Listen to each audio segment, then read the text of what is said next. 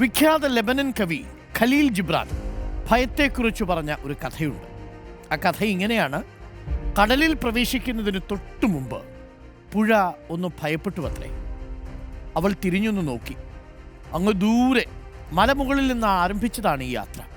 വനങ്ങളും ഗ്രാമങ്ങളും നഗരങ്ങളും കടന്നുള്ള നീണ്ട വളഞ്ഞു പുളഞ്ഞ പാത. നീ ഒരു തിരിച്ചുപോക്ക് അസാധ്യമാണ്. മുന്നിൽ അതിവിശാലമായ സമുദ്രമാണ്. സമുദ്രത്തിൽ പ്രവേശിക്കുന്നതോടെ താൻ എന്നേക്കുമായി ഇല്ലാതാകും. പക്ഷെ മറ്റു വഴികളൊന്നുമില്ല. മനസ്സില്ലാ മനസ്സോടെ പുഴ ആ റിസ്ക് എടുക്കാൻ തീരുമാനിച്ചു. പതിയെ സമുദ്രത്തിലേക്ക് പ്രവേശിച്ചു. സമുദ്രത്തിൻ്റെ ആഴപ്പരപ്പിലേക്ക് പരന്നൊഴുകി പുഴ അധികം വൈകാതെ ആ സത്യം തിരിച്ചറിഞ്ഞു. താൻ സമുദ്രത്തിൽ അപ്രത്യക്ഷമാവുകയല്ല, ഒരു സമുദ്രമായി തന്നെ മാറുകയാണ്.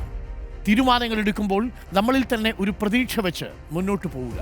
പ്രിയപ്പെട്ടവരെ, നമ്മൾ ചിലപ്പോൾ അപ്രത്യക്ഷമായി എന്നോ ഇല്ലാതായെന്നോ ഒക്കെ തോന്നുന്നൊരു ഘട്ടത്തിൽ ഒരു തിരിച്ചുവരവ് സാധ്യമാവണമെങ്കിൽ നിങ്ങൾ എവിടെയാണോ പോയി പതിക്കുന്നത് ആ സ്ഥലം നിങ്ങളുടേതു കൂടി മാറ്റി തീർക്കാൻ നിങ്ങൾ ശ്രമിക്കുക എന്നതാണ്.